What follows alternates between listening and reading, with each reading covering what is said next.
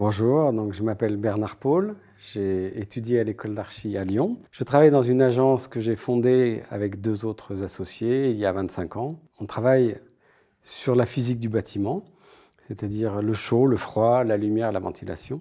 Et moi, ma spécialité, c'est la lumière, donc la lumière du jour plutôt. Comment utiliser la lumière du jour dans les bâtiments. Le fait que je sois tombé dans la lumière, ça vient de l'école d'archi, puisque pendant un des projets d'archi de 5e année, de dernière année, le prof nous a fait travailler avec des ingénieurs de l'ENTPE et comme prof associé à ses élèves, il y avait un certain Marc Fontoinon qui venait de monter un laboratoire sur la thématique de la lumière du jour.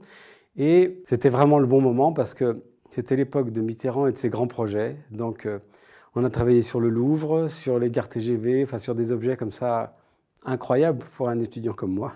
Claude Grand, je l'ai côtoyé en tant qu'élève dans les différents endroits où on allait pour dessiner. Et en fait, au moment où j'ai dû choisir quelqu'un pour qu'il devienne mon directeur de diplôme, pour moi, c'était bien de ne pas être avec un architecte, mais d'être avec quelqu'un qui avait un regard particulier sur la lumière, parce que le thème de la lumière, c'est quand même très important pour les artistes, pour les peintres. Il m'a apporté, en fait, un peu cet esprit de liberté aussi qu'il avait, et qui faisait que aborder les choses avec lui, c'était pas les aborder de façon théorique ou rituelle, etc. C'était assez ouvert. Dans nos métiers, en fait, sur le bâtiment, on crée des objets qui vont servir pendant des dizaines d'années.